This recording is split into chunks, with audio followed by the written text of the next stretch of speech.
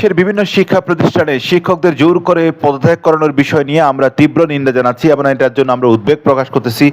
আমরা দেখতে পাচ্ছি ফ্যাসিবাদ সরকারের পতন হওয়ার পর দেশের বিভিন্ন শিক্ষা প্রতিষ্ঠানের শিক্ষার্থী ও প্রভাবশালীরা জোরপূর্বক শিক্ষকদের পদত্যাগ করাচ্ছেন। বিষয়টি খুবই উদ্বেগজনক।